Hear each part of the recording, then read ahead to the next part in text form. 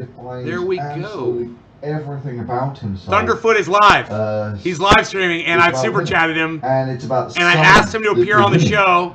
But and he said he would look into That's been his entire sales pitch with Hey, the Debbie. coronavirus. This is Thunderfoot with 2 zeros. He's live right now. There's a cruise ship with a lot of sick people who want to come on board. Well, I like the numbers. I'm gonna make a where splash of confetti. So let's not get these people to get off the cruise ship. Hey, Nick, what's up, buddy? Our coronavirus numbers. And yeah, I mean, he was constantly trying to get the numbers down. We have a super chat that comes in. Even in China, even if China is lying, yeah, it's hard to cover up millions of cases, and this is basically true. You have to bear in mind that at the end of all of this, China had this massive party in Wuhan, which a lot of people viewed as, you know, China kind of giving everyone the finger because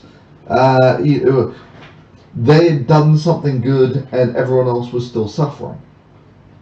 But the simple reality was you can't have these massive open-air festivals if you've still got the coronavirus, because it's otherwise you end up with the refrigerated trucks, you know, to bury the dead. So yeah, I just don't see that there was, even if China downplayed it, and I'm not so sure they did, because I looked at the numbers. I looked at the numbers from mid-February, and from mid-February I had 2 weeks of numbers from China, and from that you extrapolated a spread rate which fitted everywhere else in the world. And at that point, you know, really, what, you know, are they preemptively meant to be predicting that everyone else is going to suffer really badly from this, but we want to downplay our numbers somewhat because reasons? I mean, if you're the only person in the world who has coronavirus cases, you know, well, what do you actually gain by, you know, there's no other country for you to benchmark against. If, as it was the case, you know, China had tens of thousands of dead versus Italy, which had 20. You know, what's the point in covering up at this point? You know, they made it clear enough. They gave the correct spread rate. They gave the virus genome. Yeah, arguably early on they maybe didn't act so well. Yeah, this I can quite happily give, but yeah, you know, let's just put this in any other country in the world. Would any other country in the world have acted so well? Would any other country in the world have actually shut it down so quickly? Yeah, I mean, me too. I never understood the sort of paranoia about blaming China, especially now, right? Let's make China, yeah, 100 times worse. Let's say there's 100 times more fatalities in China than there really were. China had 4,000 dead in total, I think. Now let's take a look at the worldwide death toll. Is like 1 million. So even if Amanda, my new girlfriend, what's up, girl? Of 100, which they, you know, no one can sensibly say that they were, you know. Debbie, everyone, Nick, Amy, everyone Amanda, across the Jay, world, when they come to reporting these numbers, there's Enoch, been this, Josephine, Jay, they're Kevin. Hey guys. under-reporting it to make themselves look good. So with America, you take a look at the excess deaths versus the number reported by COVID, and they're under-reported by about 30%. That's the way it goes across most of Europe. I think I'll make him full screen so we can see him better. All of this is maybe real. That, you know, if you just report the people who have lung infections who are dying of, you know, so coronavirus-related stuff, then maybe you get the coronavirus numbers. The extra 30% you get from basically clogging up all of your hospitals with people who have coronavirus. So, yeah. Yeah, there's almost, early on it was all about basically we have to inflate China's numbers. China is covering it up, and therefore our numbers aren't so bad. But now you take a look at America's numbers of infected. 9 million, 10 million. Arvo, I don't know who that is. America has 10 million. China had 100,000 cases. You're looking at a factor of 100 there. Right? And yeah, China has basically reopened again. I mean, America is under no even slight illusions that this is remotely under control.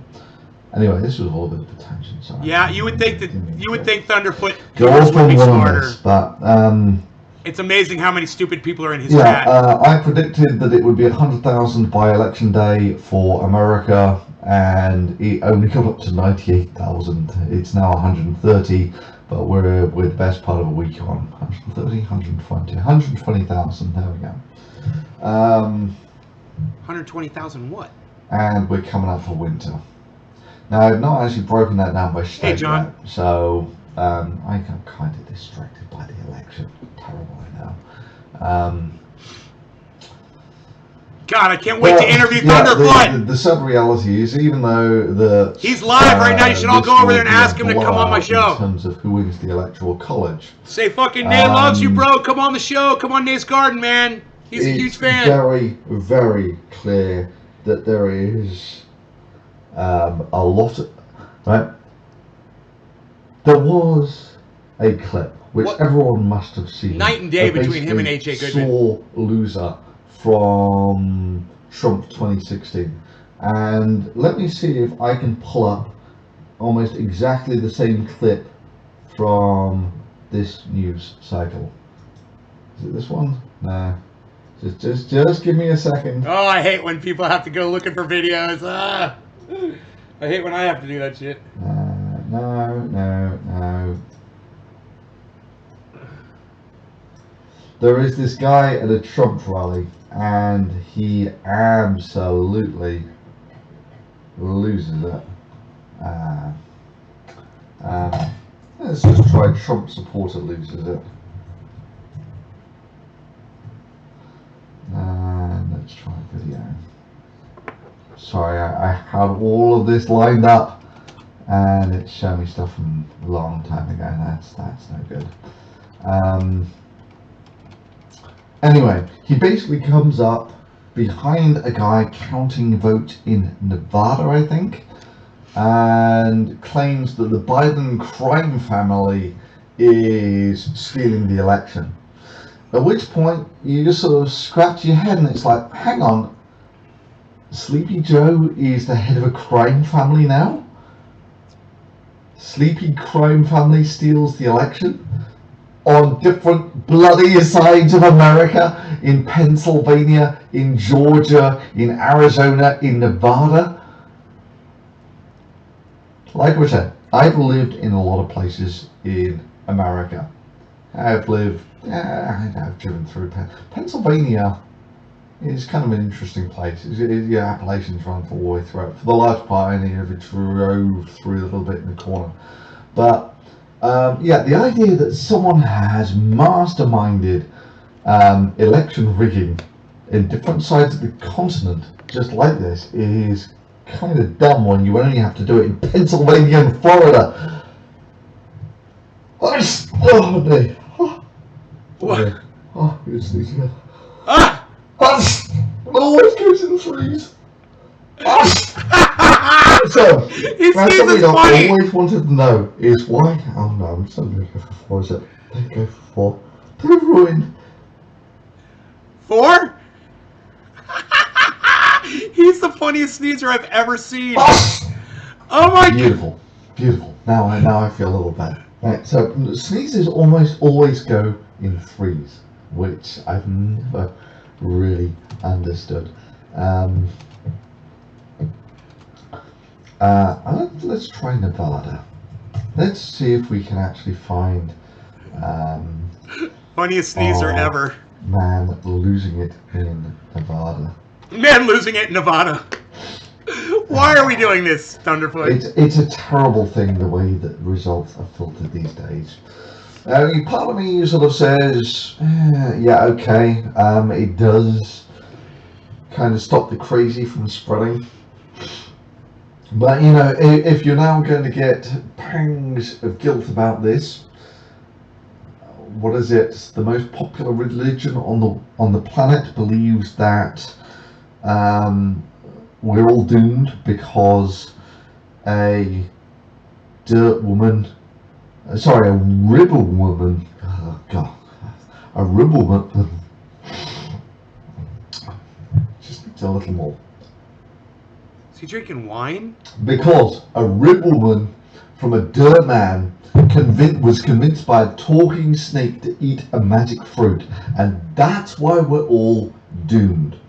Thunderfoot is the most drunk. Popular religion on the planet, Catholicism. Oh, and that you can be absolved from this sin by eating magical wafers dipped in red wine, which become the flesh and blood of a 2,000-year-old zombie.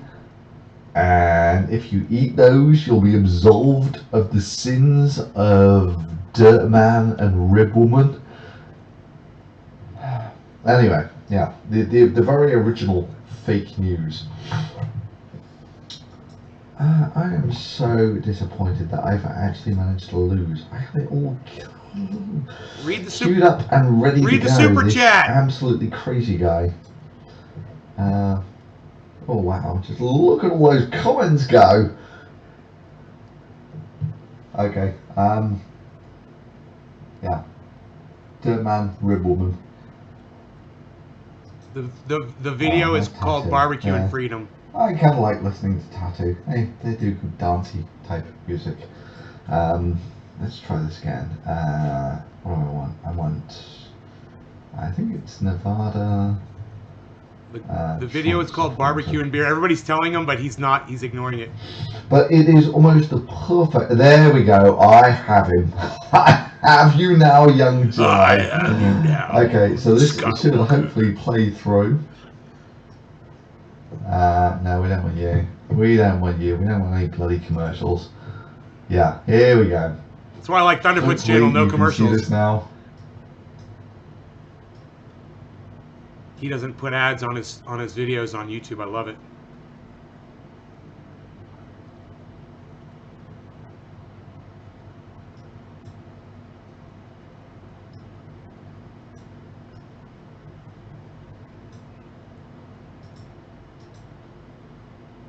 Okay. I sincerely hope you got all of that. I'm sorry, I am so boomerang out at the moment. But that was basically a Trump supporter absolutely losing it, saying that it's all a conspiracy by the Biden crime family.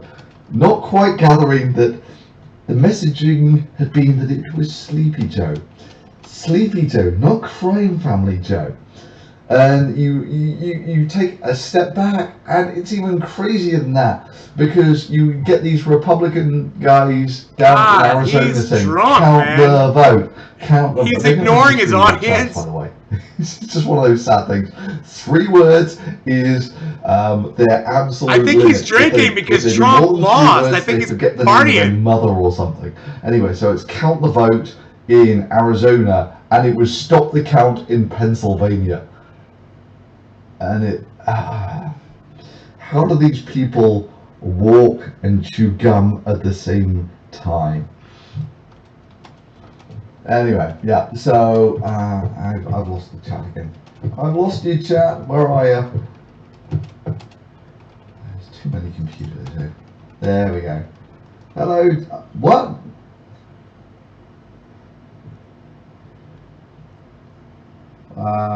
No sound. Dragging out. Okay, 3-word chance. There was no sound on the video. No! Okay, hang on. What? Seriously? There was no sound? That's what we tried to tell you, bro, but you were too busy being drunk to read what your audience was telling you. I'm sorry. I'm sorry. Okay, let me give you the overdub of what was actually going on there. Yeah, get it back, here get we it go. back, get it back, get it back, get it back. I'm going to. Get it back, bro.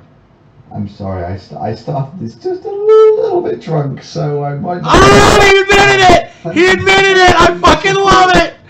I super chatted him that. I'm like, are you drinking to celebrate Trump getting lost? That Trump's lost? Here we go. Right, so. He's drunk! I Yeah, knew you're it! right, there is no sound on that. Damn! What the fuck's wrong with you? It was working earlier. Okay, this is dumb. The Biden election was stolen! The Biden crime family is stealing the election! It's stealing the election! And I don't know what this guy's doing. He's just sort of standing there saying, The Biden Corona family. I'm sorry, my hearing aid batteries are all flat. You're going to have to shout a little louder there, mate. And then he just sort of loses What it specific and Trump walks off. policies? And then this guy, who is just like the guy who counts ballots, the most dullest, most boring job in the world, and he's out there sort of saying, yeah, we've been counting ballots today. And then this guy comes on who is like 1 degree detached from they're doing an alien autopsy on Sleepy Joe, and starts shouting. And after this guy runs out of steam with all his shouting, this guy just continues on like nothing happened. So, okay, I gave you my best overdub of that. I'm sorry that the audio failed like that. That's fine. It's But fine. He did a yeah, good job. well, this is what you need to look for, is Trump supporter interrupts briefing about ballot count. Let's see if we can zoom out so you actually get the... There we go. So funny.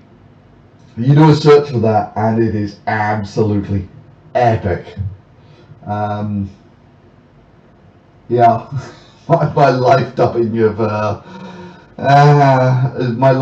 of audio fails. Incidentally, by the way, this over here, these are my imidazolium crystals. But the thing that's really amazing about the imidazolium crystals is they're actually in the cap of a Coke bottle. If he was a lib, he would have met a taser / mace. So, I mean, this is the thing. It is almost beat for beat.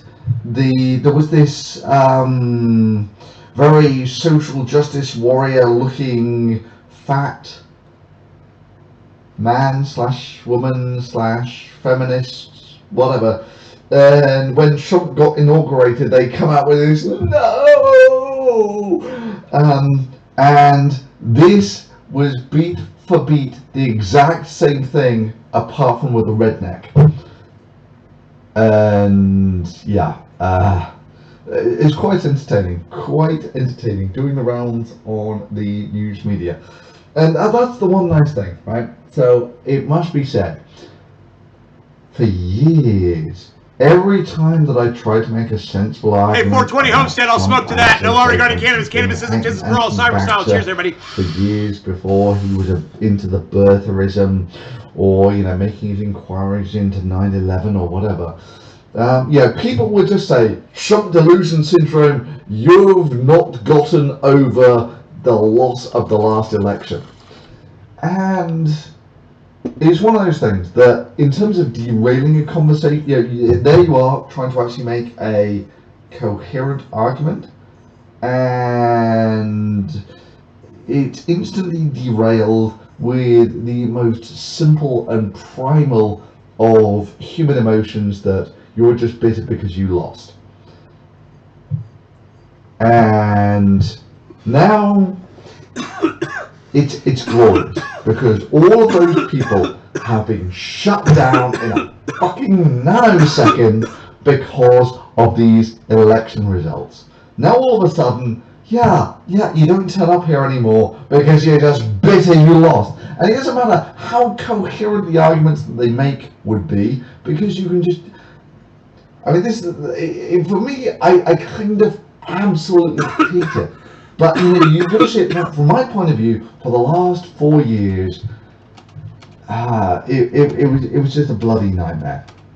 Anyway, that being said, the number of intellectual arguments that ever came beyond "you're just bitter" were non-existent. They were basically, I would make my argument, and they would say "you're bitter," and that was it. You know, they never actually presented any argument why I was wrong or anything like that. It was an intellectual vacuum. So hopefully we can move a little bit beyond that. In reality, it's not going to make any difference because you come back to the mat. Even though Biden is going to be the next president, it looks like the Republicans will hold the Senate. And you only have to take a look, track record, the past is prologue or something like that. And they absolutely shut down everything in the Senate. Not in the Senate. Everything in the legislative process. All This the chat time is Obama amazing. was president, they absolutely stonewalled him from doing anything. And there is no reason to believe that they're not going to do exactly the same now. That being said, it's one of these weird things that America is kind of on borrowed time in that it's been over a millennium now since the Republicans won the popular vote. Right? They've essentially survived through narrow paths to the Electoral College. And there's another sort of quirk that all of these states up here, all of these states put together, Montana, population of about 1 million, North and South Dakota about 1 million a shot, Wyoming 500,000, Idaho also about 1 million, Nebraska about 1 million. All of these solid red Republican states have less population than New York City, but are 1/10 of the entire Senate, something like that. And when we come to SCOTUS, the SCOTUSes that have been appointed by Trump, those go on for a generation. The Supreme Court nominations are lifetime appointments, and there's only 9 of them. I mean, it's always kind of dumb that, when you come to try No longer got to cannabis. Cannabis isn't just for all. that it's 9 Cyber people Salad. Cheers, everybody. who are the ultimate arbiters of all of your justice, and they're appointed, kinda, they're nominated by the president, appointed by everyone else. 9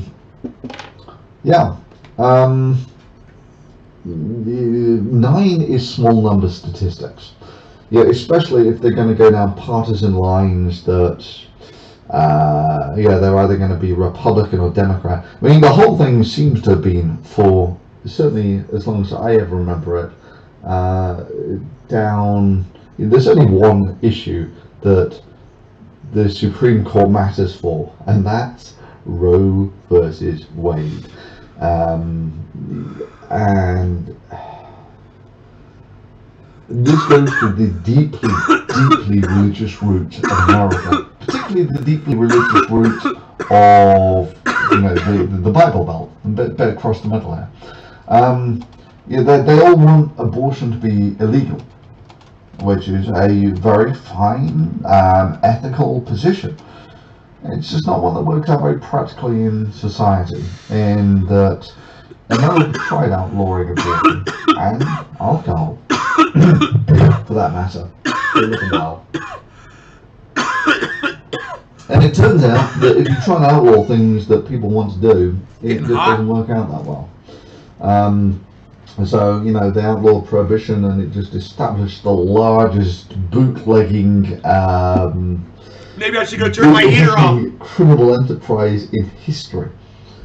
Because it turns out people kind of like drinking. And actually now, there have been loads of people who legalized all sorts of drugs across the states. I'm sure someone will tell me in a short while Just how many places have legalized recreational marijuana, and there have even been states that have been, I think it's Oregon. Oregon legalized hard drugs, and there's a fairly decent argument for it. In the first of all, you strip out all the legs from the organized crime that goes with it, and you put taxes on the drugs that you sell, and there are people who abuse drugs on all sorts of tiers in society, and arguably it's the people who have the mix of a sort of compulsive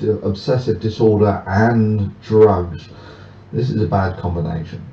But this, there have been people who function. Churchill was what you would call a functioning alcoholic. I am in no position to say anything about this at the moment, but okay. Churchill was a functioning alcoholic and still went on to be written up as the greatest. 420 Homestead, let's call it cannabis. Let's not call it legal rec, okay? Let's call it cannabis. I don't want you finding other names for cannabis. Let's just call it cannabis. Churchill. There we go. Yeah. Churchill was the greatest anti-fascist in history, with the possible exception of Roosevelt. Yeah. Trump hump. Yeah, best laugh. Yeah, I mean, for me too, right? The reason that I've been so glued I paid Thunderfoot $20 to not read somebody else's fucking super chat. And I've got to admit, there were times when I was you guys like that? This is kind of a toss up. Here's $20, bro. Don't read that guy's super chat. This is bad. Then when Michigan and Wisconsin swung back, Wisconsin and Michigan swung back, you had a reasonable idea that Pennsylvania, also the Rust Belt, they're common cultures, these guys up here. So yeah, you would sort of expect that Pennsylvania would come back. It took 2 bloody days for it to do it, but it did it. And then you come over to the other side of the country, Nevada was kind of expected. Actually, it wasn't. So yeah, I mean, the coastal areas here are. Yeah, they're starting to have their voices heard. Churchill defeated the Nazis in hopes of furthering the British Empire. Damn straight he did. For those who don't know, the history of World War II is nowhere near as black and white as people would want it to be. It was by no means goodies and baddies. Almost no one operated on sheer virtue. Almost the nearest that you can get to virtue, if you can call it, is when Britain stood alone against Nazi Germany. And this was basically after France had fallen. Britain stood alone. It took the Blitz. But even at that, you could argue that, what options did Churchill have? The choice is he basically gone all in on fight. And you take a look at the early military operations of the Allies, and they were all basically didn't go well at all. Then there was the Norway campaign. That was another disaster. And there was a year when Britain was just about hanging in there, and that was before the Japanese bombed Pearl Harbor, and it genuinely became a world war at that point. But even back then, not a lot of church. I was referring to recreational because we've had medical for a while. See, but you're using all their words. So I don't want you to use their words on my live stream, and 420 Homestead. I want you to figure out how to do it, okay? And I know you can do it. All right? You don't need to excuse your way out or wriggle your way out of that. Seriously, you can figure out a way to use the word cannabis every time you refer to cannabis. It's not that hard, man. Trust me. Don't use their fucking terms. Don't use the term medical. Don't use the term recreational. Don't jump through their fucking hoops. That's the message, bro. Do you get it? If you're coming up with excuses to not use the word cannabis on my live stream, then it's defeating the entire purpose of me telling everybody to call it cannabis on my live stream. You're literally doing exactly the reason why we do call it cannabis. Because terms like medical and terms like recreational are fucking stupid, and they're fucking, basically, recreational is a fucking lie. Like, this is all the cannabis is good for is recreational. Fuck your lie. Or how about this? This is the only thing that cannabis is good for, medical. Fuck your lie. See? You've been turned into a fucking liar because you use their stupid fucking terminology. How am I supposed to tell you that we got a new law? That's a great question, 420 Homestead. I'm going to tell you. You say something like, Prop 207 passed in Arizona, so now we have cannabis. You said legal rec. So you just use the word cannabis. You're using the word recreational. I fucking hate that goddamn term.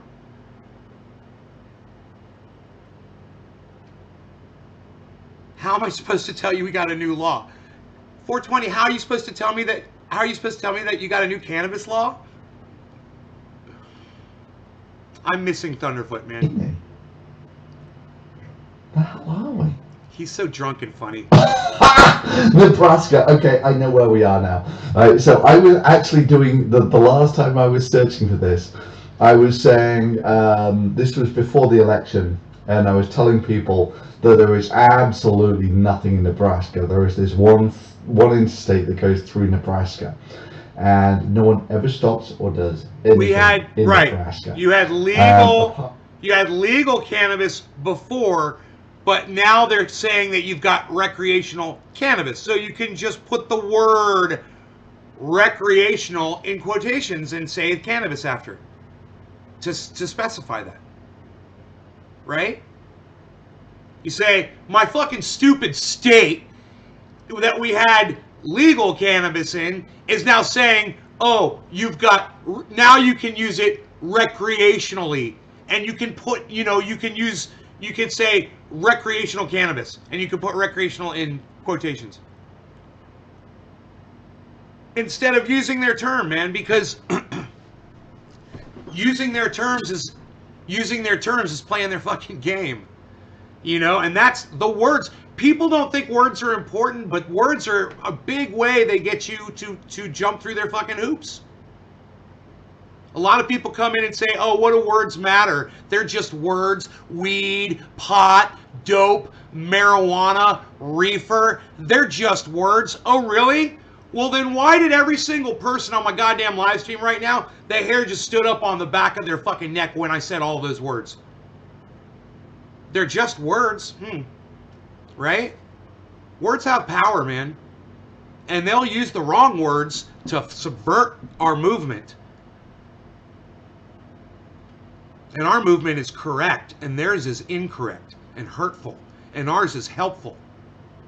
It doesn't hurt anybody. It's basically a free drive to. Except for that Randy guy on YouTube, that crazy Randy motherfucker. That really helped him out here. The German tanks took. It's okay, 420. Homestead, I love talking about that. You could actually just. I love talking about it.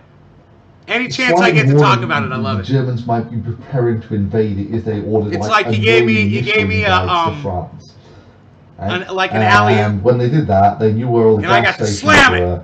So basically, the tanks of Germany could be tanked up with gasoline at the French gas stations, and that helped them. You tossed it up there all the way to the sea. But you take a look at the distances here, right? Or I mean, hell, this is 100 kilometers. Free smoke! Free smoke time! No law regarding cannabis. Cannabis isn't business for all. Cyber style. Cheers, everybody. Cyber style. They're only talking. Yeah, the maximum distance to Paris here is a couple of 100 kilometers. doesn't matter if you don't know what kilometers are. We'll take a look at something else on the same scale in a second. But you know, the advance to the coast here was only a couple of 100 kilometers. You take a look at this in American terms. A couple of hundred. What are we at? Let's put that same. Well, actually, we'll put it on Nebraska. Yeah. So it's about 200 kilometers is my guess. Is the drive to the ocean, and so it's about the drive from New York to Washington, right? So and you have basically the time it takes someone to drive from New York to Washington to stop an army, and yeah. Yeah, the distance is. I'm gonna give him. I'm gonna give him $50. I'm spending too much money. I'm gonna. I want to do more. Now I'm gonna give him $20 this is for Germany, bitch slapping Elon Musk. Then you go $20. Poland, Belarus, Ukraine, this sort of crap, and you get to Moscow. There, Moscow's. Where the fuck is Moscow? My Russian is not so good. I thought Moscow was about there somewhere.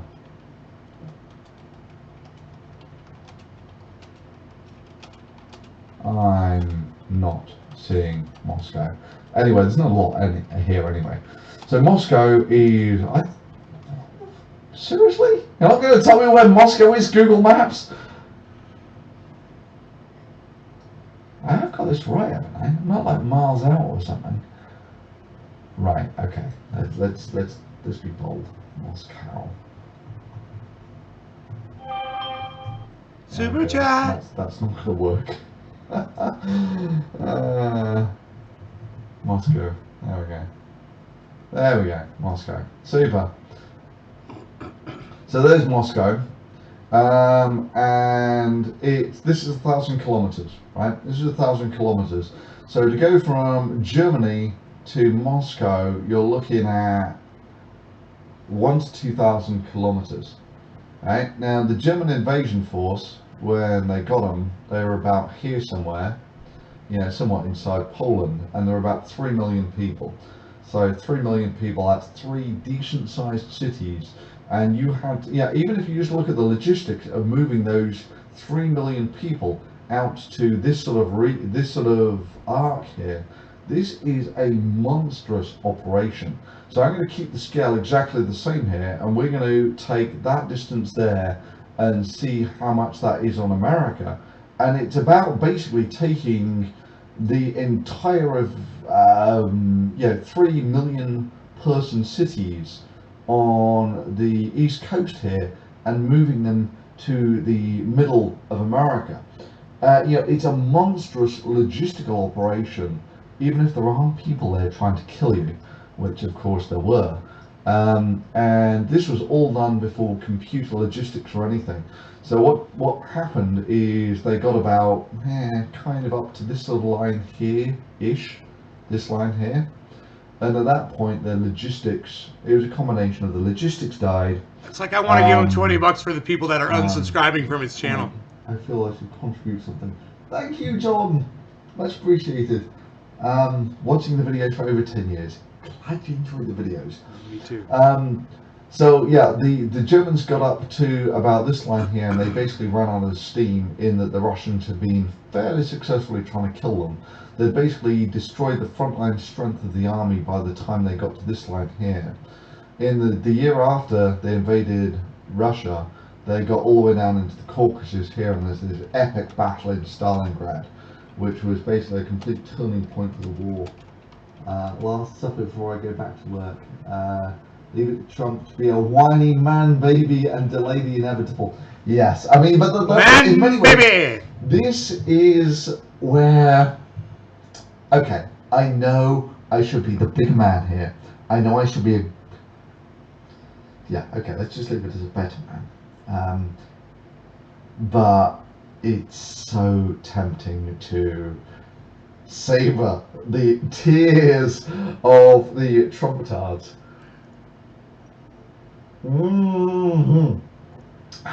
Tastes good. Anyway, and this thing, right? previously in the comments there would always be the lowest common denominator. You're just bitter that you lost. Hey, Alistair. It feels good. It feels good that I don't have to put up with that shit anymore. Anyway, where was I? Okay, so the first year, Germany did very well. And they got up to about here, and you know, after they'd had their frontline strength destroyed, um, the Russians actually had a reasonable go at destroying the front, because the way the war was basically fought at this point, when Napoleon invaded, he basically marched an army to Moscow. This was different. When the Germans did it, they actually had a front. So this is the thing, virtually all of your troops are on the front. If you lose your troops on the front, that's it. The war's kind of done, because then all people do is they drive their military forces into your country and it's over. So in the winter, the Germans only just managed to hold it together. And then in the summertime, they managed to get this next new offensive, which did spectacularly well. Cleared, got into the Caucasus here, pushed all the way to Volgograd. There we go. Volgograd, also known as Stalingrad. And I'm glad that the information helped out with the first telescope. And if you ever want, in many ways, they're some of the most I'm not quite sure what the word to use is, but there are some of the most human stories from the Germans that got trapped in Stalingrad.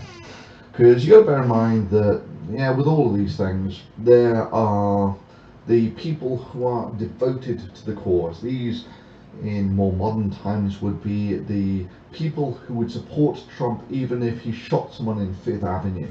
The facts aren't really that important to them.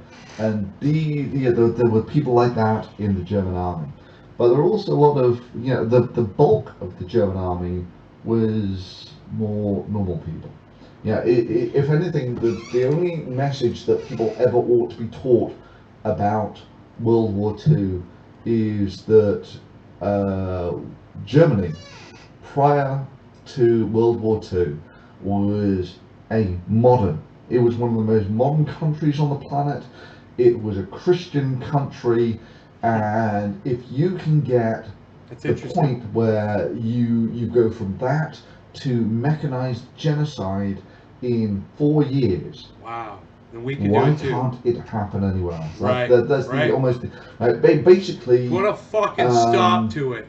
Well said. That's the most important lesson. Well said, Thunderfoot. Well said. But there are also some very human things that come out of it, and that's the German army. Once they'd actually got to Volgograd, Stalingrad, and they were right on the absolute limit of their strength, out pushing into the Caucasus here, and they didn't realize it. Obama caused Trump. The Russians were actually doing fairly well at the time. There was the Persian Road. They're being supplied by the Americans, most importantly with trucks, and they were amassing tanks on both sides of Stalingrad.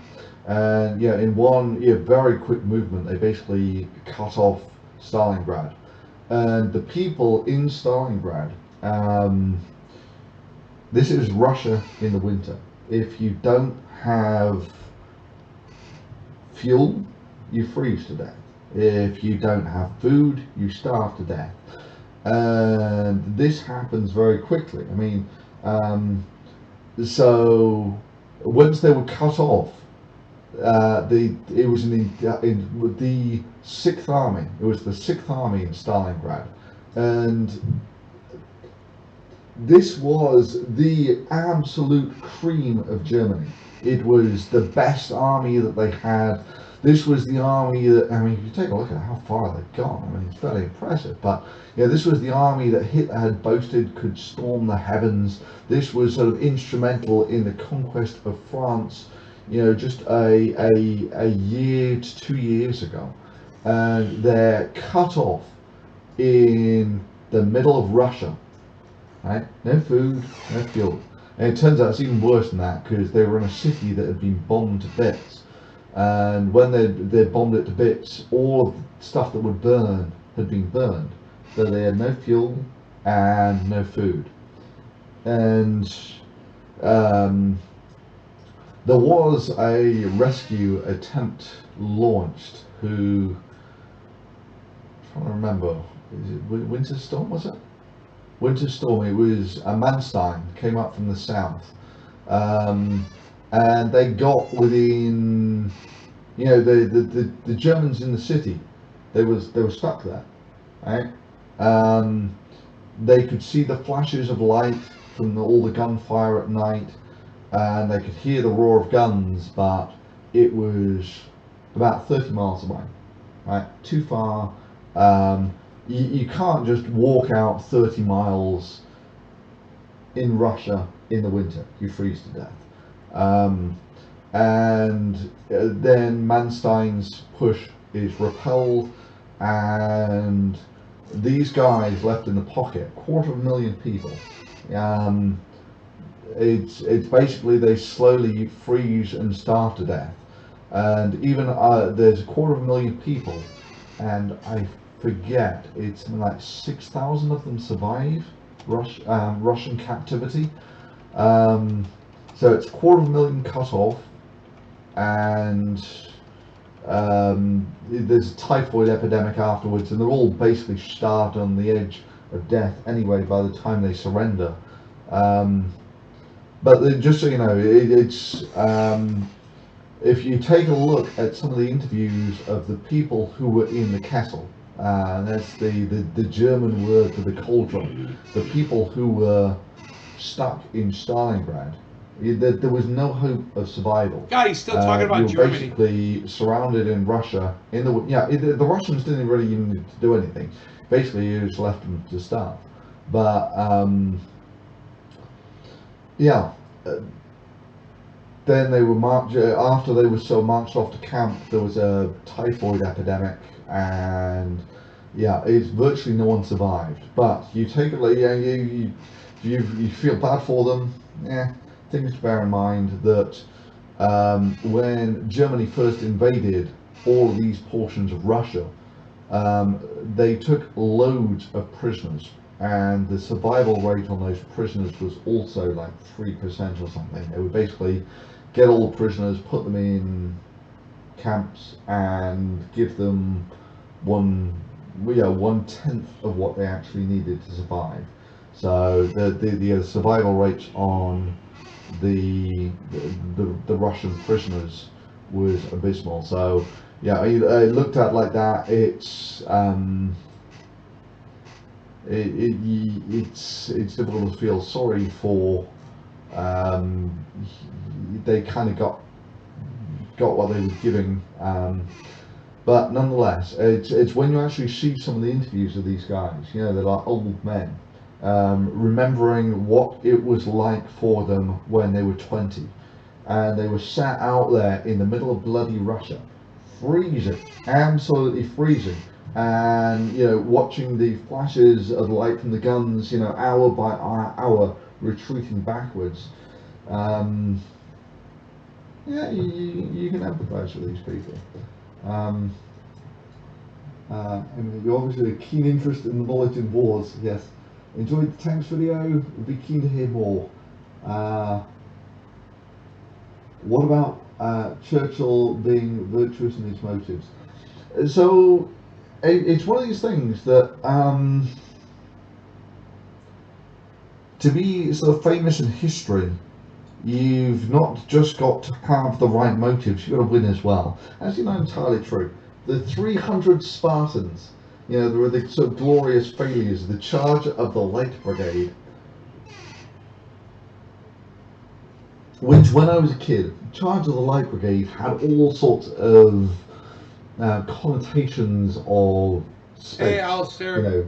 the light brigade. It was like lightsabers and blasters and all that sort of thing. No, the light brigade was basically because they didn't have heavy armor; they had light armor, and they were basically a bunch of guys on swords, and it was an entire British cock-up.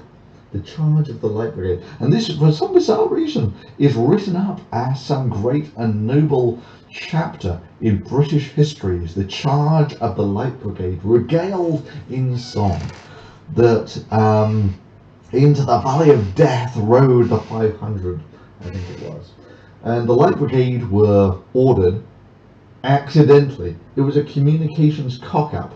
The Light Brigade were ordered to charge against some fortified position or some shit like that, and they did it, and they all got killed. And this is seen as some great chapter in British history because they were so loyal that they charged a weak unit against a heavily fortified position. It's like, huh? Really? Really? I mean, this is like sort of glorifying people for commanding them to fall on their sword, and then having them fall on their sword and saying, "Yeah, look how gloriously loyal these people are." Anyway, so that was the sort of thing that I grew up being told was a great sacrifice when I was a kid. Huh. For me, it kind of reminded me of Abraham. Right? So all throughout your youth, I was told the story of Abraham and how wonderfully loyal this man was to God. He was so wonderfully loyal to God that when God came and told him to kill his own son, he said, "Yeah, right. Let me get some binding and a knife." And he was just about to kill his son, and God stops him. And it's like, isn't the moral of the story Abraham was a psychopath? And it's like, no, Abraham is the great core religious figure who is the center of all of the Abrahamic religions, Christianity, Judaism, and Islam, because of his great sacrifice that he was willing to kill his own son. Be interesting to hear what your views on humans stopping and reversing climate change are. Okay, so let me tell you about how screwed we are on climate change. If there is one lesson that we have learned from the coronavirus, is that mankind simply cannot operate until there is a clear and present danger, until you actually see the cases spiking. I mean, throughout the whole of bloody Europe, right? United Kingdom, right? So I've been following UK fairly closely, and even though the cases spiked massively, the death didn't quite spike in unison. And so there were people saying that, yeah, it's not a problem. It's not as fatal anymore. Everyone's got it. We've got herd immunity already. And of course, you take a look a week or two later. Let me see if I can pull this out. Let me see if I can pull this out. What do we want? We want worldometer. Hey, yo. We want the deaths in the UK. Console of physician. No, we don't want that. We want worldometer. Coronavirus. Okay, let's go for the UK. There we go, super.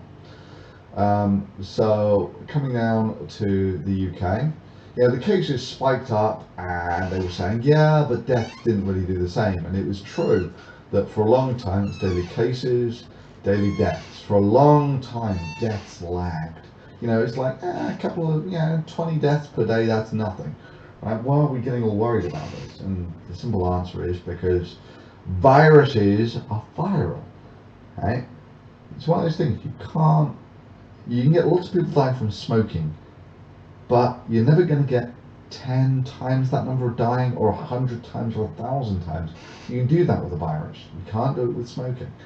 And so, this, by the way, for those who haven't been paying attention, the ramp up on the second wave everywhere it's like the first wave on slow motion, right? So it looks like everything is in slow motion for the second wave. I don't know why. It's just the way the patterns that I've observed. Anyway, for a long time people were saying, yeah, look, there's no deaths from the second wave. Why are we bothering? Well, now the deaths are in the UK up at, let's say 300 per day, whereas at their maximum they're about 600 per day. Right? So it's not looking good for the UK. And for the US, I've not looked at the US for a day or two. I'm kind of preoccupied with the election and all that sort of stuff. So let's see how the US is doing. Yeah, lots of stuff on the States. Oh, okay. So that's daily cases. I predicted, yeah, I missed it by a whisker that it would be over 100,000 by election day. It's 120 now. So if you plotted the average, yeah, it's probably about right. But if you take a look at the deaths, this is the total deaths. It's kind of a straight line, which means your deaths per day is fairly linear. But this is starting to ramp up. And this ramp up is what you've seen throughout Europe. So basically the deaths will follow the cases. And so America is likely to more or less double its daily cases from about 50,000 to 100,000. This might actually go up to 150,000. You're looking at deaths per day probably doubling from here. Right? You can't. The thing is, comparing here to here is difficult because the detection was poor here. It's probably you only detected a small number of the coronavirus cases here. So this first wave should have actually, let's come back here. This first wave should have been 5 times higher, and then it's coming down, and this is now more or less accurate. So the thing is, you can't double the. Right? There are all these people saying that it's all down to detection. We're doing more tests, therefore we're getting more cases. This is bollocks. You basically doubled the detection here. The detection here and the detection here is very different. The detection here and the detection here is comparable. So basically you've more or less doubled the number of cases that you're getting per day. You're more or less going to double the cases. So you're probably at 700 at the moment in America, probably going to go up to 1,500, maybe more if things go badly. So yeah, but coming back to global warming, this is global warming on steroids. You can see it right in front of your eyes from day to day.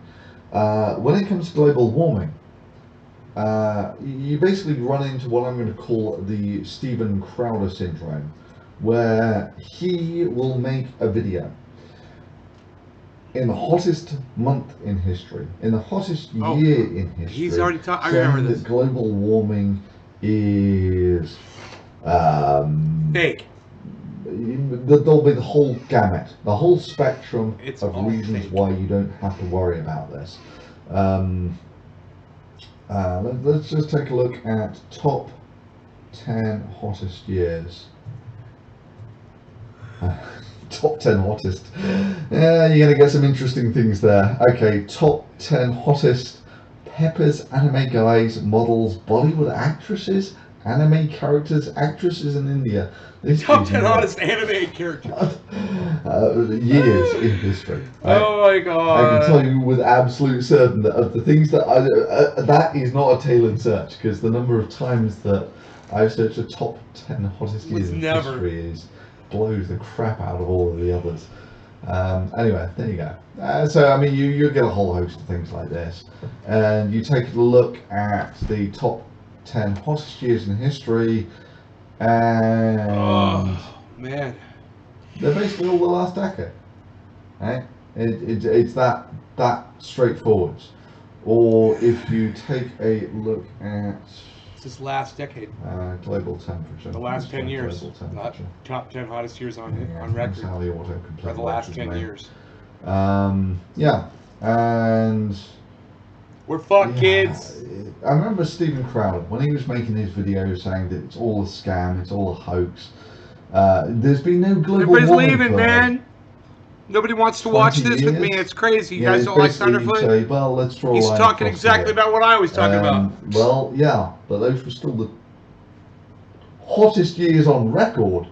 Um, and in many ways, you're right, the temperature itself, not such a problem. Yeah, if you're just looking in terms of Thunderfoot, here in South Carolina, for your hard work, oh, thank you.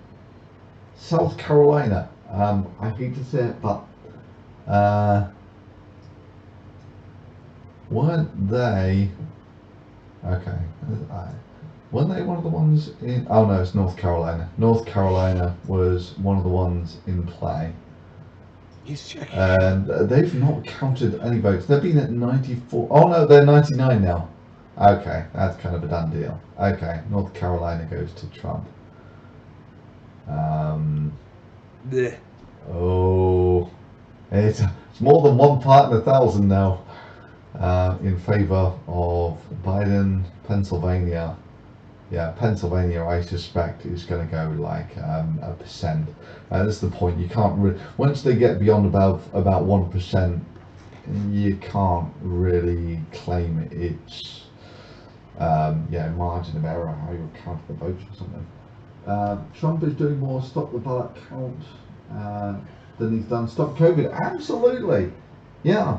I mean, this is what blows my mind about Trump is He caused his own fucking loss. America is the only country on the planet that never actually really got the first wave under control. Everywhere else in the world managed to get this to go back almost down to zero, and then there was 0, 0, 0, and then there was a second wave.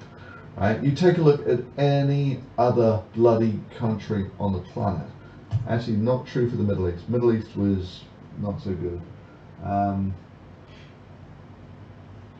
Thank you, lad. Yeah, so you take a look at the UK. And yeah, for the summer, it was hugely under control. And in many ways, this is probably the reason why it's all gone so badly ever since, is that this basically convinced people in their minds that the coronavirus wasn't a thing anymore. So let's go to Italy. Yeah, Italy. There we go. Super. And Italy. So America is not unique in this wave here, but America was unique in the wave in the middle. Yeah. And the sad thing is, you take a look at people's efforts to control this, and there's a gazillion of these people saying that it's all fake news, that there is video. I'll put up a video of it tomorrow on this channel about there are these people saying there is no such thing as the coronavirus. It's like, what the hell are you on? 1 million people have died from it. Yeah, thanks, Jocelyn. Here's to you too. Glug glug. But yeah, there is no reason whatsoever why this couldn't have been contained or at least handled much better in America. And this is the thing: if you actually kill the virus off here like this, then it's much easier to contain later on. So with the UK, right, this is where the UK really screwed up. Hindsight's always 20/20, but in this case, not so much. It's the UK could have done a right from this very moment that you see an uptick, right? It seems like nothing, right? Well, what are we worried about? We've had these sorts of cases all along. Well, not so much. What you've got to bear in mind is the detection was much poorer here and it's much better here. So in reality, this bit where it looks flat is actually slowly going down. But once you get to this little uptick here, this is the bit where the UK should have done its circuit breaker lockdown, right? Because if you'd have done it there, then this would have gone up to about here and gone back down again. The mere fact that the UK said, well, we're not going to circuit breaker here, we're going to do regional lockdowns. And by the time here they were doing regional lockdowns, it was up here. And then they were debating about level 1, 2, and 3 lockdowns, and it was up here. And then they decided, okay, finally, we're going to do a countrywide lockdown. And yeah, even at the countrywide lockdown, I mean, we're still talking people go to work. It's just that they basically close shops and that sort of thing. Yeah, so if they'd done it earlier, the circuit breaker back here made sense. If you do it here, it really doesn't make a lot of sense because a circuit breaker basically brings you back down to it brings you back down to this level, the level that you were before the circuit breaker. Well, if you do that now, you're still going to get 24,000 cases per day. It's pointless. What the hell are you doing? Which to a very large degree, what's happening in America has just been completely swamped by the elections at the moment. Brooker, hey, make nice NMR machines. John, just remember how stupid the average person is, and remember half of them are dumber than that. George Cullen, quote, for the win. Yeah. Yeah, I mean, where is America going to go here? What you got to bear in mind is this is an exponent, and if you don't take efforts to control the exponent, it's just going to keep going. Right? So someone's got to do something at some point. I've not broken this down by state yet. If I remember rightly, it's like Wisconsin or something was really bad. New York, I know a guy in New York who actually had the coronavirus and almost died from it. And he works at a university where they're taking, now everyone gets tested. Everyone gets tasted once per week for the coronavirus. Because everyone likes being tasted. Anyway, did the circuit breaker here, and they forced the kids, and so it's completely safe. What are your thoughts on South Africa? Well, it depends on what part of the history of South Africa we're looking at here. Let's see if we can actually go to South Africa. Right, so South Africa, strategically really important because in the good old days you had to go around the Cape to go anywhere. And so there were all sorts of European powers who wanted spices of one sort or another from India and China, and so you had to basically control South Africa. The thing was, the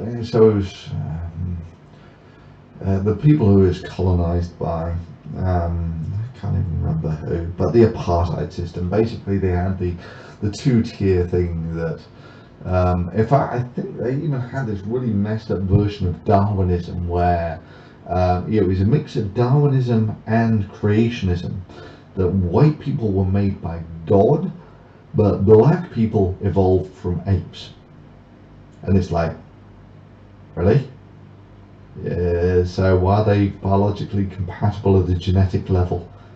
We have 6 billion DNA base pairs which can mix perfectly and all that sort of thing. Anyway, right, so that was all completely messed up, the apartheid stuff. As to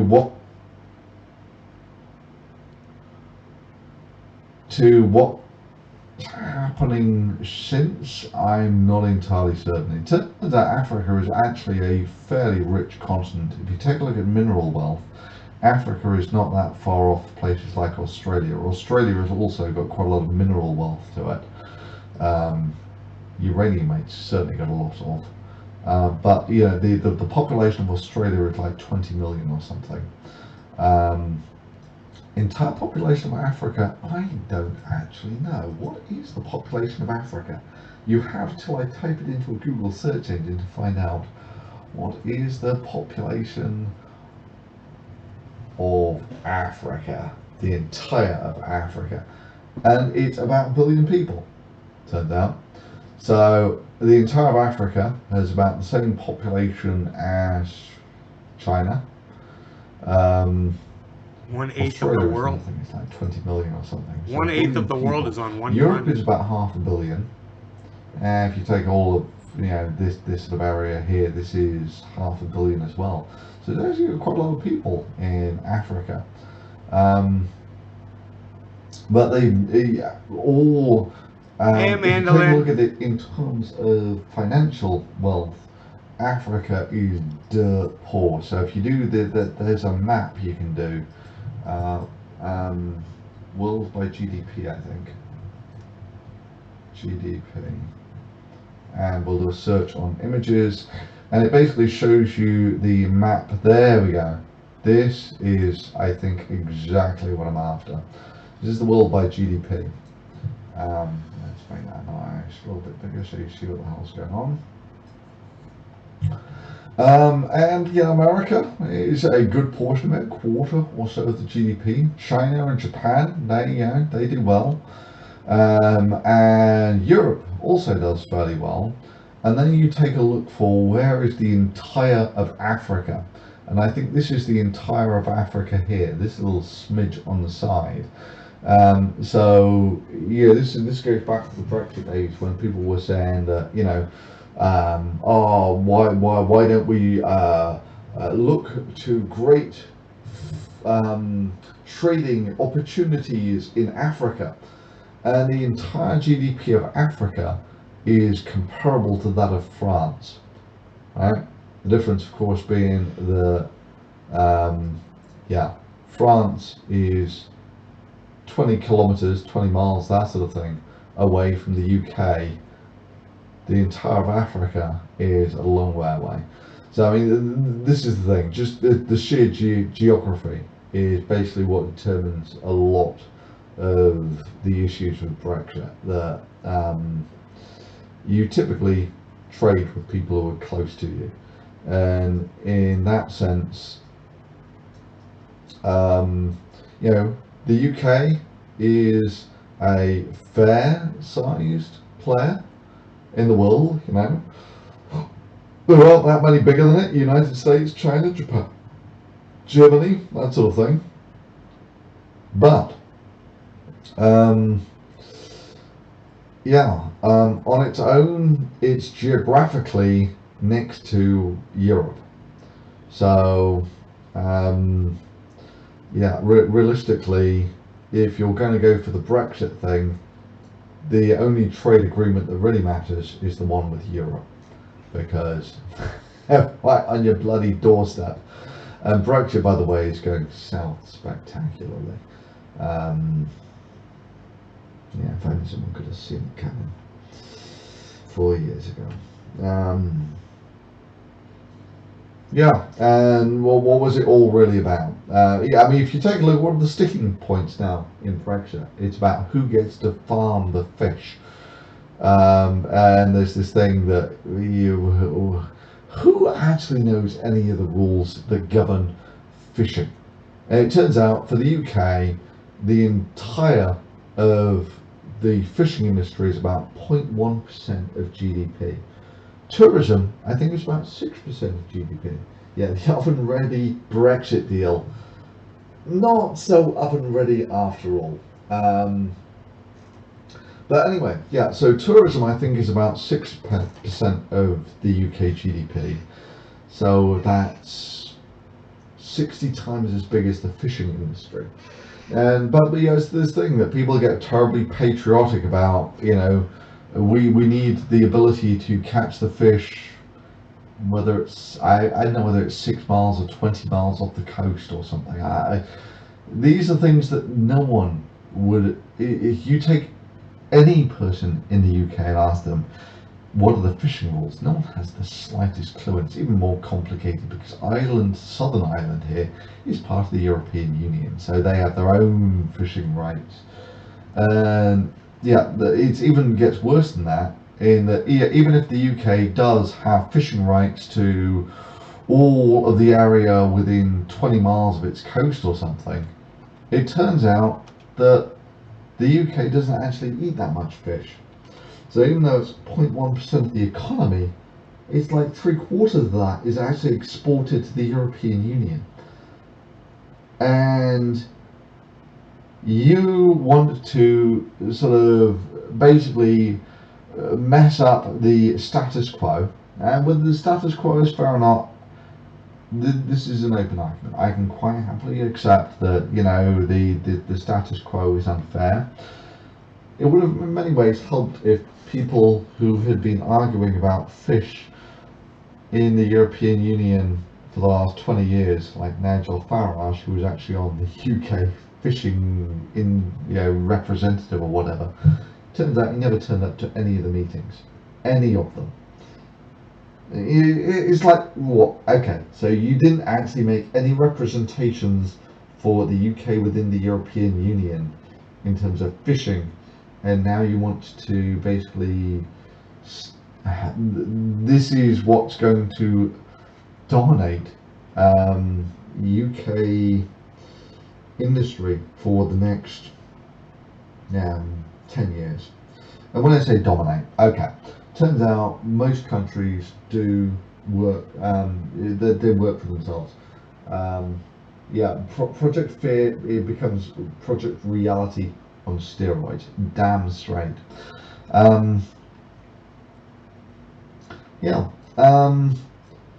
Most countries overwhelmingly service themselves, in that you take a look at most of the industries that a country has, most of the things that it does are consumed within its own border. So, you know, you make your own food, your own, not textiles, but whatever. Most of the stuff that you actually make within your own borders, your healthcare, that would be a good one, or your financial services. These things. 74 million, 69, it's 70 million. He's got 4,130,000 more votes now. Crazy.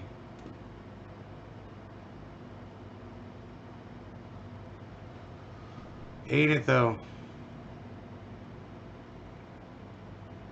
Isn't that crazy? Hey, what's up there, Ben? Yo, what's up, guys?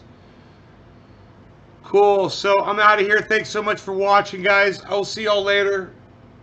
Check out my friend Romplicone, romplicone.com, and whoa, Cyber, what's up, son? It's Cyber Style. What's up, man? I was just talking about you earlier. Holy shit. Damn.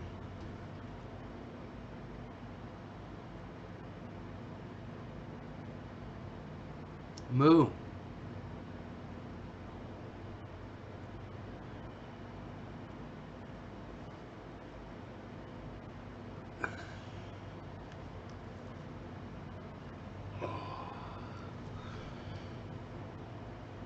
I'm good, man. How are you? I haven't seen you in a while.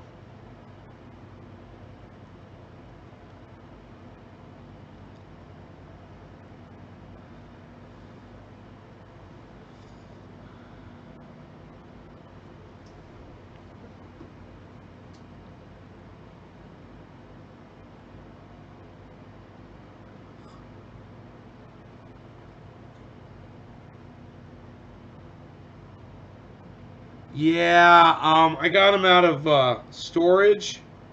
They've been in storage, man, for like 2 years in a storage locker, like 15 miles from here.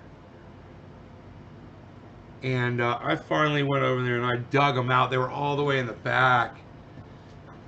The Les Paul is back there behind that stack. Thank you, Sriracha Sauce. I appreciate that.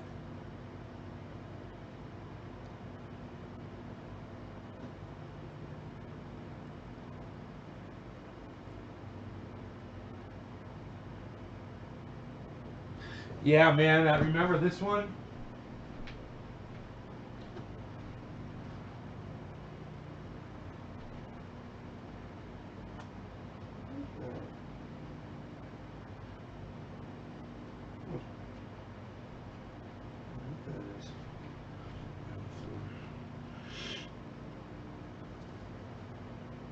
So heavy, I gotta fucking put it on my shoulder just to show it to you. Yep. Les Paul custom. Has to be custom because it's a lefty, right?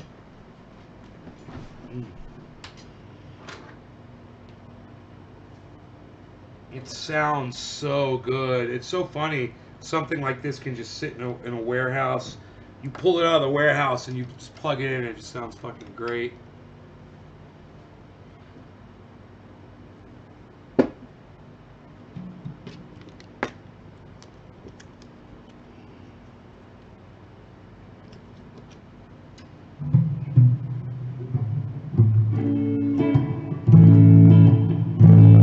Let me get the tuner right here.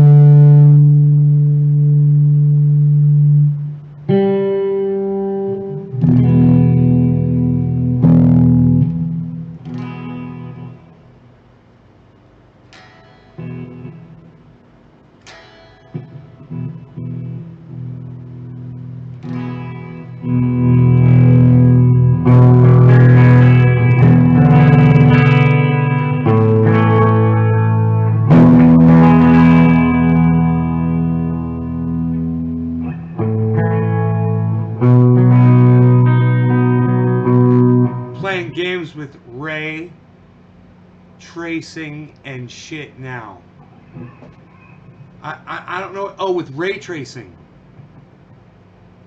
I don't know what that means.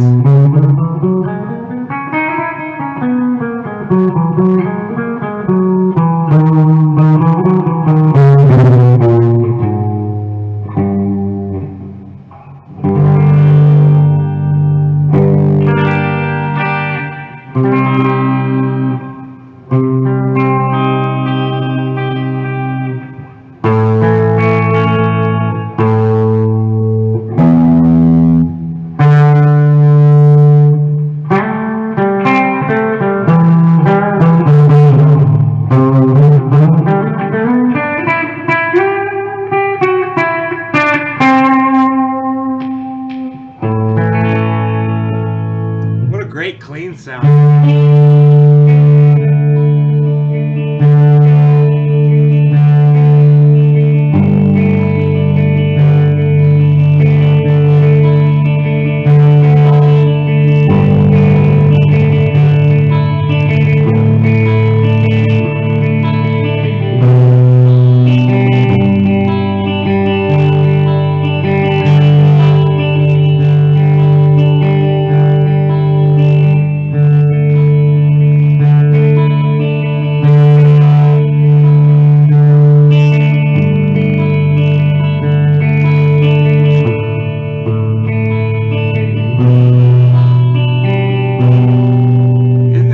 Beautiful. Wow, that bass shakes, does it? I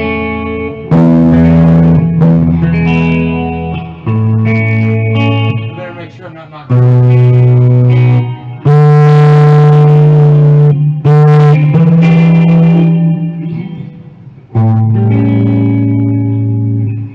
Oh, it's NVIDIA. You could listen to this all night? Scratch its sauce? Oh, really? Could you now? Have I told you that I'm single?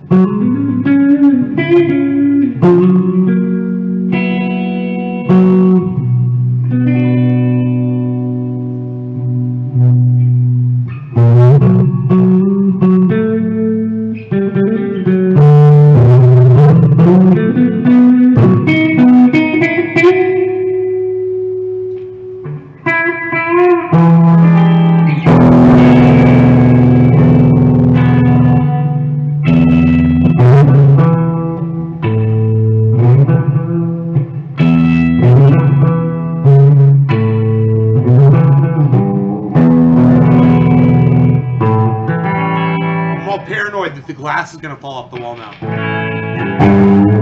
Oh, Oh, you're single too?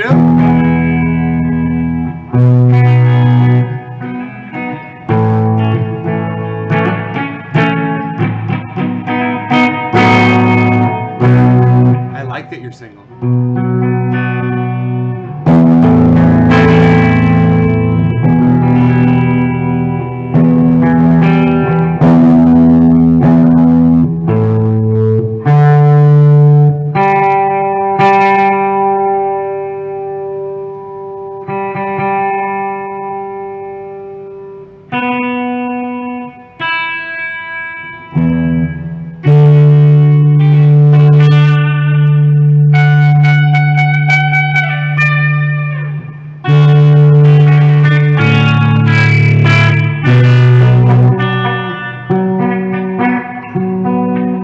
Ooh, I might have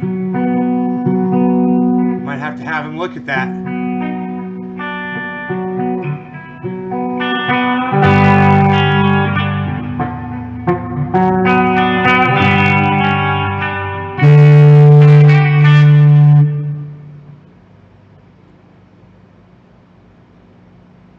Ray tracing is a rendering technique that can produce incredibly realistic lighting effects.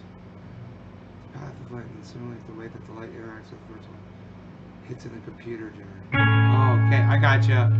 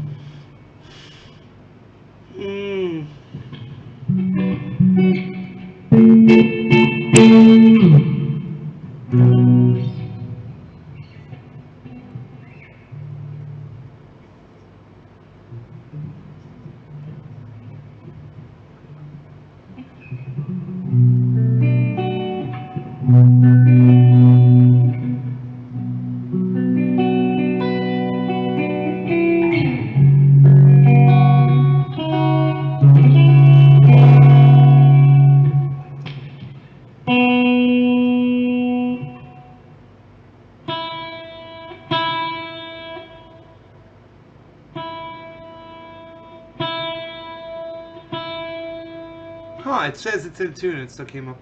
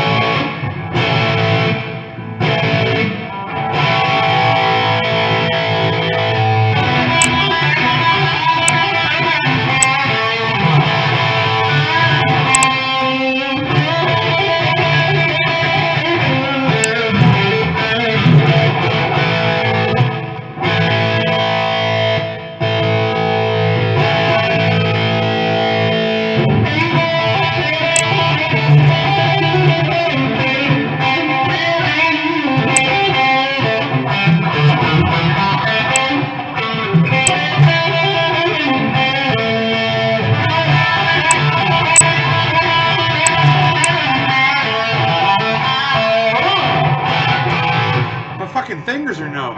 My hand is totally cold and numb right now.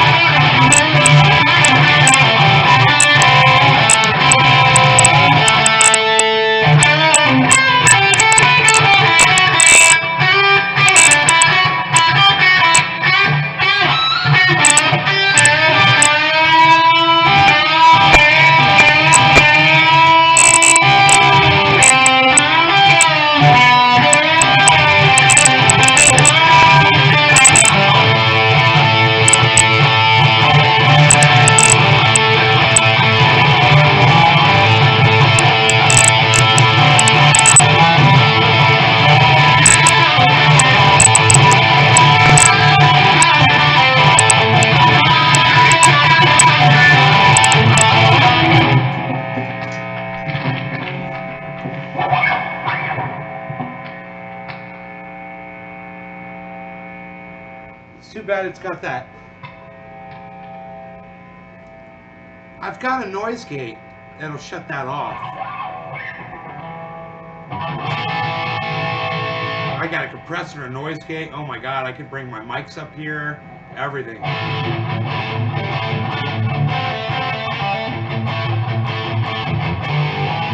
But you would hear it while I was playing.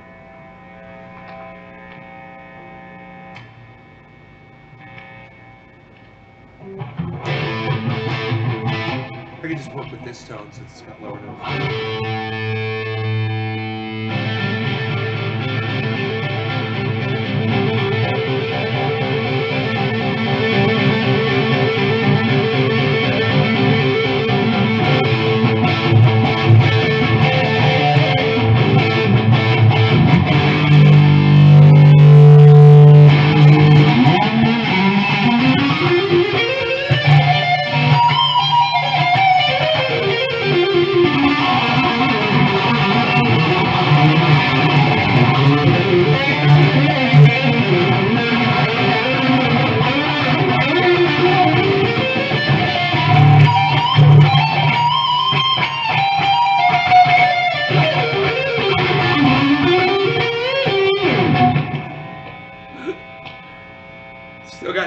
noise.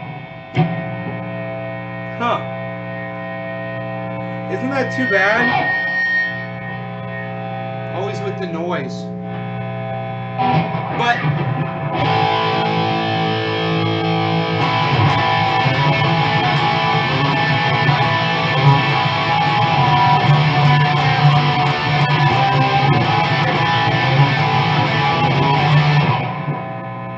I just realized I've got a ground lifter. I just saw it. Where? I wonder if that'll fix this. Let me go grab that. Let me just see if that works. I was like, man, I gotta take this down to the studio. Oh, here it is.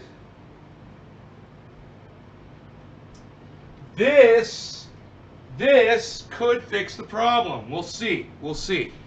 Let's see what happens. Okay, here, we'll turn this up.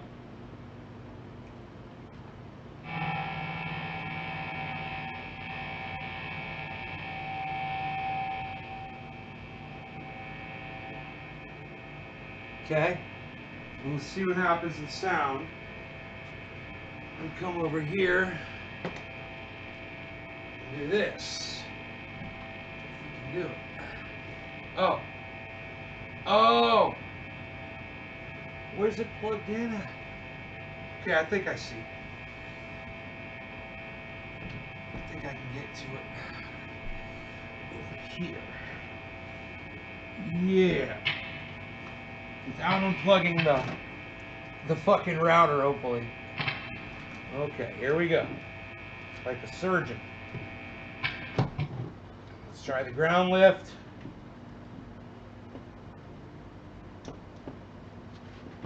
Goes in like this.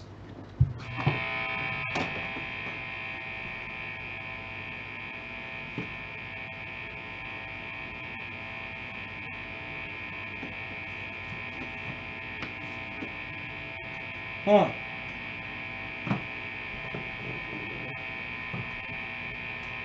Okay, let's try something different.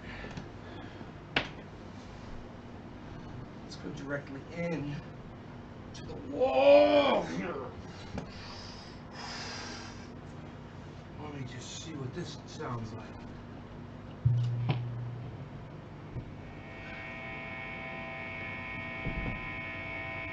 It's not quite as bad.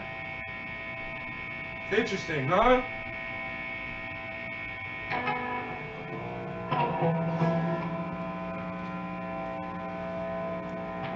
Now I can start getting shocked without a ground on here. My feet get wet.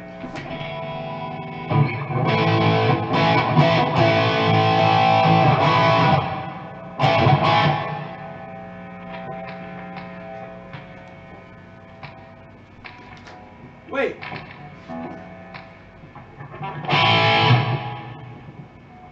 Not bad.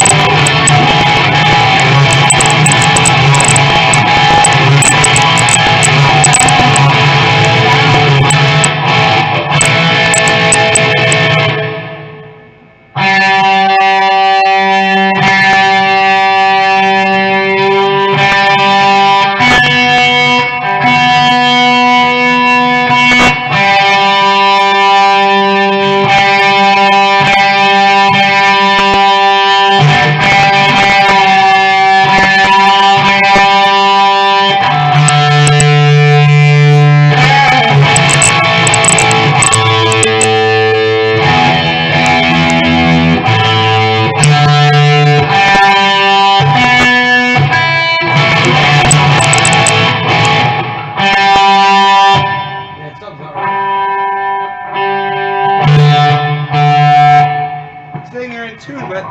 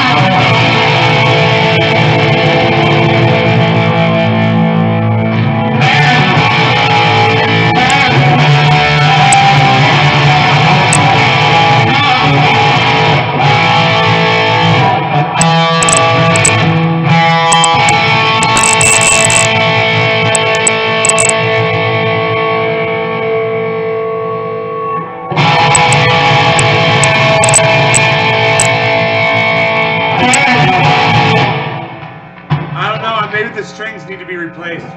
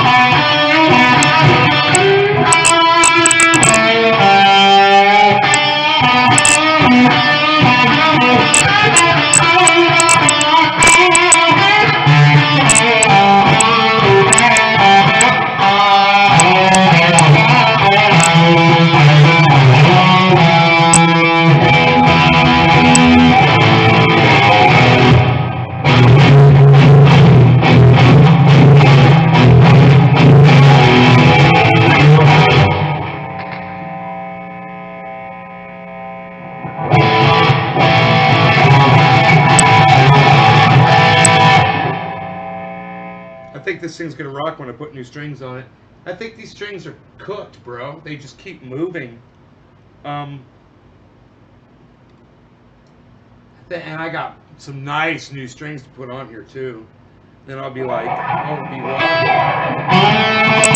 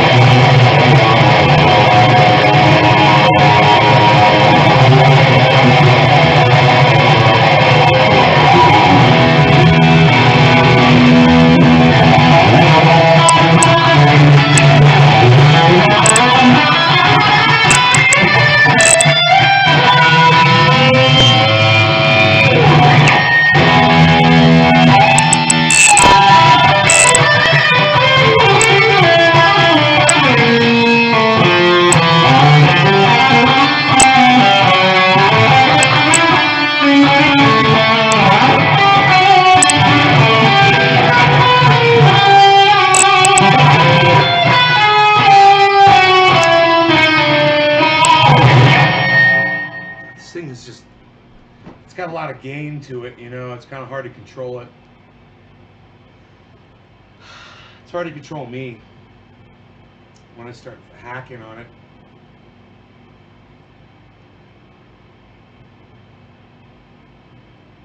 Right on. Alright guys, I am out of here. Cyber! Come to the show more often, bro. I'd love to see you when I start, man. If you're following me on YouTube, you get notified. Dave's Garden on YouTube, bro. I got 6 live channels that will notify you. Just click the notifications, bro, man, and get in here when I start. I'd love to see you, brother. I gotta go, man. I was gonna go, but you showed up right when I was shutting the show down. So I just decided to sit and hang out with you for a bit, bro. I miss you, man. I think about you every time we do a hit in here because I always say cyber style. Cyber style! But I'm high as fuck. That's the other thing. I got high as fuck before you got here.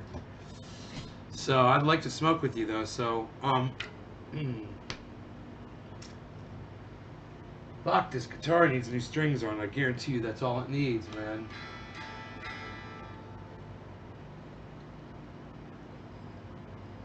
These are probably just shit fucking strings. God. Little fucking generic motherfuckers. Yeah, they are, dude. There's shit strings on here. What? Poor winding and everything, I bet. You haven't been around? Oh, I was wondering, man. I just figured you were playing video games and shit. Well, let's catch up soon, okay, homie? I gotta go take care of some stuff, man, right now, unfortunately. But, I will talk to you, you know, if you're around later today when I go live again, bro.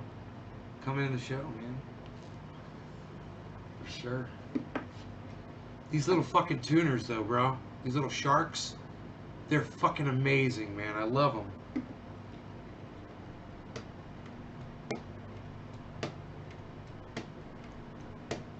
Yeah, I should just go break down and go grab the strings and start stringing this thing up, man.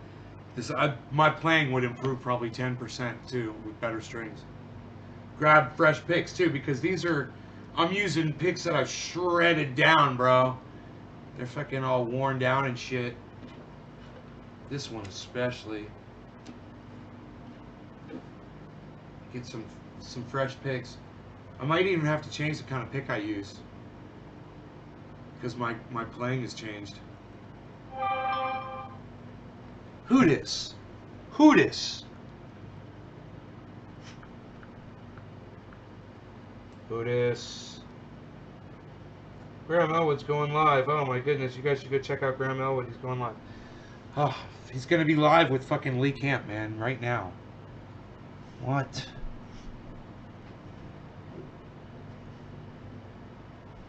Pick Boy Posigrip. I gotta try that. Pick Boy Posigrip.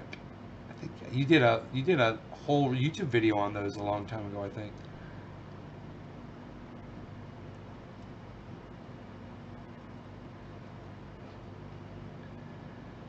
Okay, where the fuck is this live stream at? Graham Elwood, there we go. Voice of Thunder still alive. Alright, you guys, I will see you soon. You take care of yourselves. Bye, guys. Alright, Cyber, I will check those out. I will talk to you soon, homie. Take care, guys.